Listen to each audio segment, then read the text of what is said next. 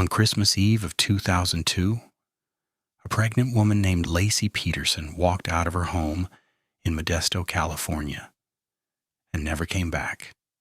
She was 27 years old, 8 months pregnant, due in February. She and her husband Scott had already chosen a name for their son, Connor. What followed her disappearance was one of the most watched, most analyzed, most debated criminal cases in modern American history. A case with no murder weapon ever found. No blood, no witnesses, no confession. A case built almost entirely on circumstantial evidence, on behavior, on lies, on a fishing trip, and on the devastating geography of where a body washed ashore.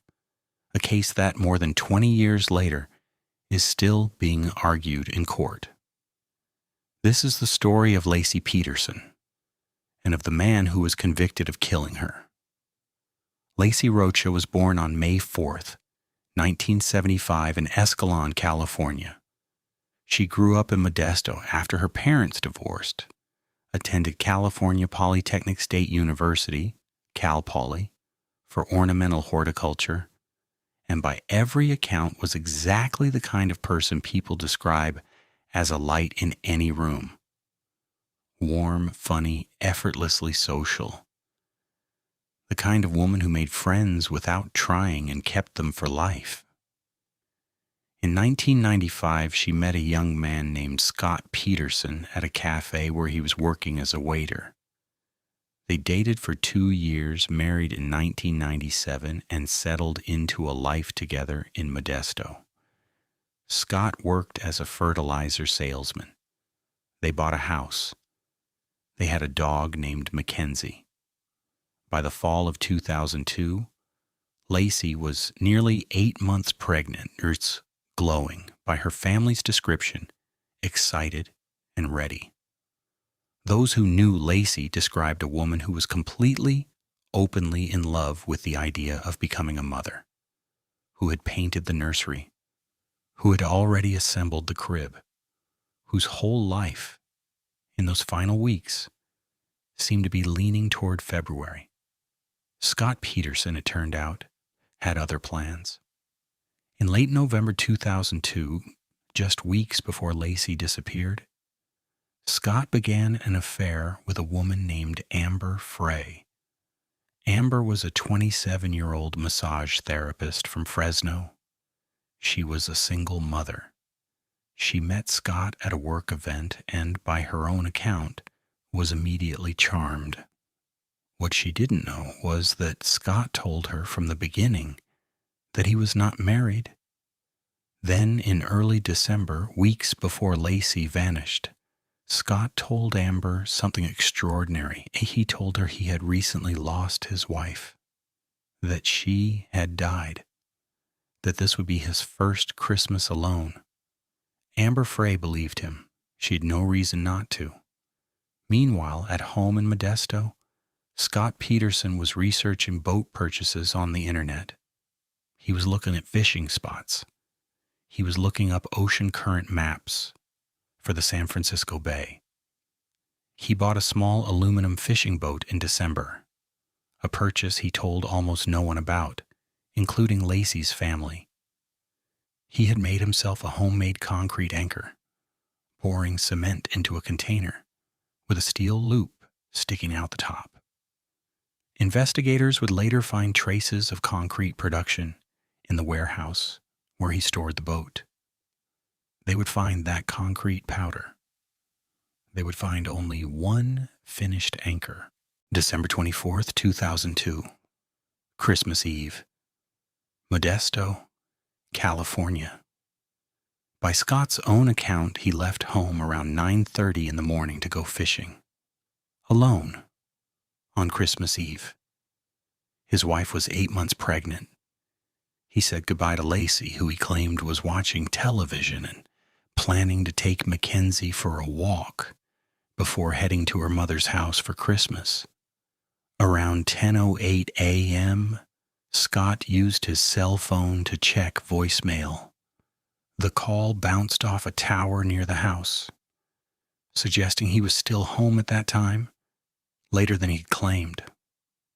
10 minutes later, a neighbor found Mackenzie wandering alone through the neighborhood. The dog's leash was still attached. Lacey was nowhere to be seen. That evening, Lacey's stepfather and Scott Peterson both filed missing person reports with police. The search that followed was enormous. Hundreds of volunteers. Search parties through the neighborhood, through the parks, along the waterways. Lacey's face was on every television in California. The story was on national news. Her family, her mother Sharon, her stepfather Ron, were in front of cameras every day pleading for information, holding on to the hope that she was still out there somewhere. Scott Peterson stood beside them or nearby. Neighbors and investigators later noted that he seemed calm in a way that felt wrong, detached. On the night Lacey was first reported missing, when her family was panicked and frantic, Scott appeared completely composed. He was vague when police asked questions. His story shifted on small details. He refused to take a polygraph test. He was seen smiling and making jokes at one of the search parties. At a New Year's Eve vigil for Lacey, while the search was still ongoing while her family stood in anguish, Scott called Amber Frey at 1 minute after midnight to wish her a happy new year. By then, Amber had seen the news. She knew Scott's wife was missing. She knew she had been lied to. She called the police. Amber Frey went to the Modesto Police Department and told them everything. She agreed to wear a wire. She agreed to record every call. For the next 4 months, as the search for Lacey continued, Amber and Scott spoke regularly by phone, and every conversation was captured by law enforcement. The calls were extraordinary documents of a man in free fall. In one call placed on New Year's Day, Scott pretended to be in Paris.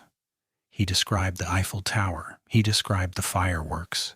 He was in reality in Modesto, standing on the banks of the same river where volunteers were searching for his wife.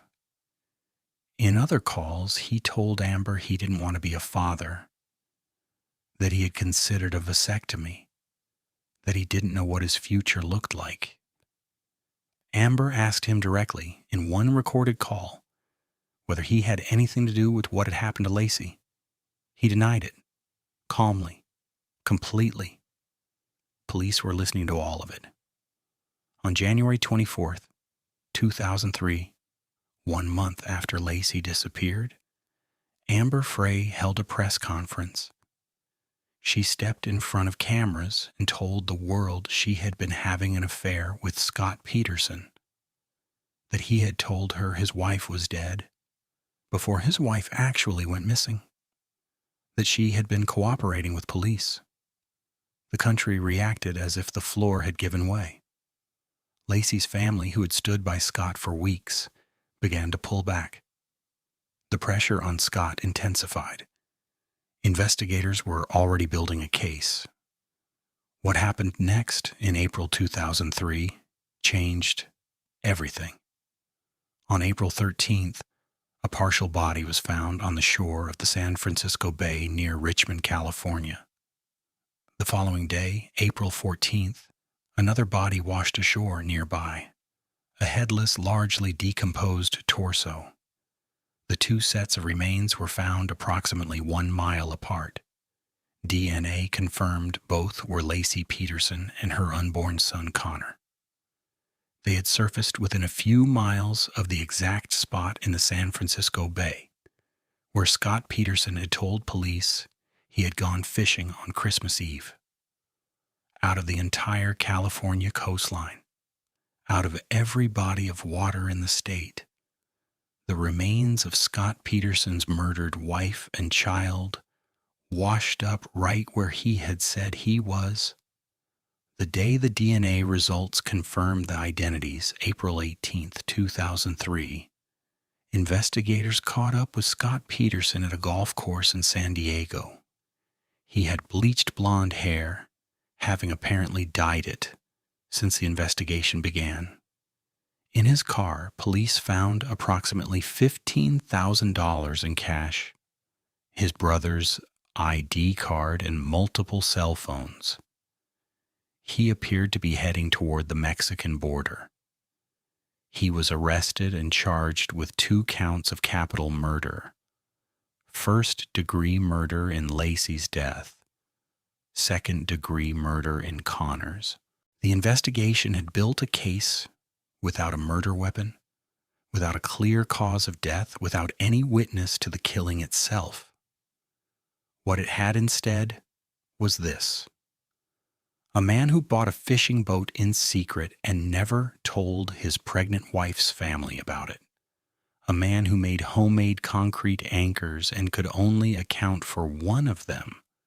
A man who researched ocean current patterns in San Francisco Bay in the weeks before his wife disappeared.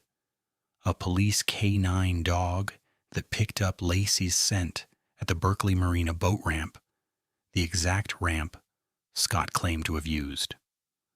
A pair of needle-nosed pliers found on his boat with a strand of hair caught between the teeth. DNA matched to Lacey. A cell phone tower that placed Scott near his home at 10:08 a.m., later than he had claimed to have left. A woman to whom he had said his wife was dead, before his wife actually disappeared. Phone calls in which he admitted he didn't want to be a father. A $250,000 life insurance policy he had taken out on Lacey. A body that surfaced exactly where he said he had been. No blood, no murder weapon, no eyewitness, nothing that put his hands directly on her. Every piece of evidence taken alone could be explained away. Taken together, the prosecution argued, they pointed to one conclusion and one conclusion only. The trial lasted 5 months. 184 witnesses testified. The jury deliberated and returned a verdict of guilty on both counts. First-degree murder for Lacey, second-degree murder for Connor. Scott Peterson was sentenced to death. But the story did not end there. In 2020, the California Supreme Court vacated his death sentence, not because of any finding about guilt or innocence, but because of procedural issues with how jurors had been selected during the original trial. Scott Peterson was resentenced to life in prison without the possibility of parole in December 2021.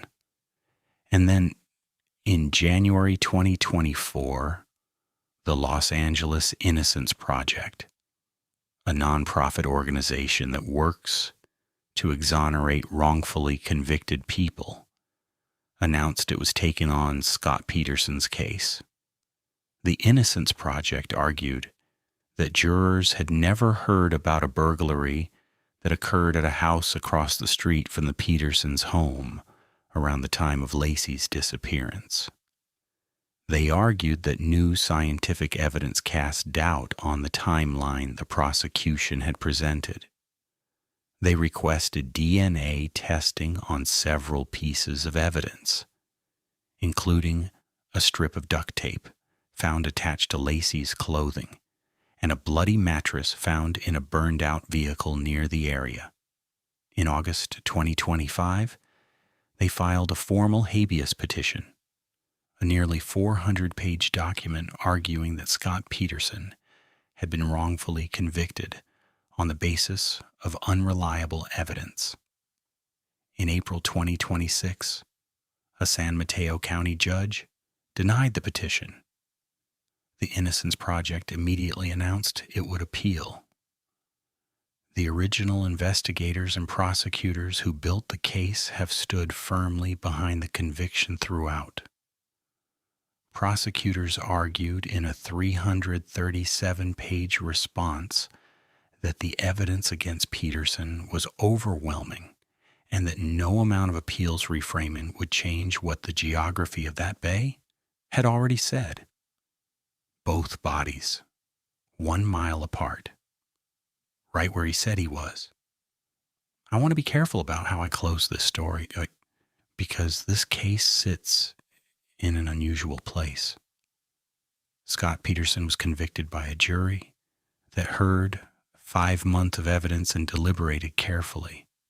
The verdict has been upheld on appeal multiple times. The circumstantial case against him is, by any measure, extraordinarily strong. A man who was having an affair, who told his girlfriend his wife was dead before she disappeared, who secretly bought a boat, who was fishing in the exact stretch of water where his wife's body was found. And yet the Innocence Project, an organization that has exonerated people with far stronger cases, has decided this case is worth their time. They believe evidence exists that the jury never saw. Whether they are right or wrong, whether Scott Peterson is a calculating killer who disposed of his wife and unborn son in the cold water of San Francisco Bay, or whether there is something in this case that the jury never fully understood, is a question the courts are still working through. What is not in dispute is this: Laci Peterson was 27 years old. She was 8 months pregnant. She was in love with the idea of becoming a mother. She had painted a nursery, assembled a crib, and named her son Connor. She was last seen alive on Christmas Eve, and on a shoreline in April 2003, she came home in the only way that was left her.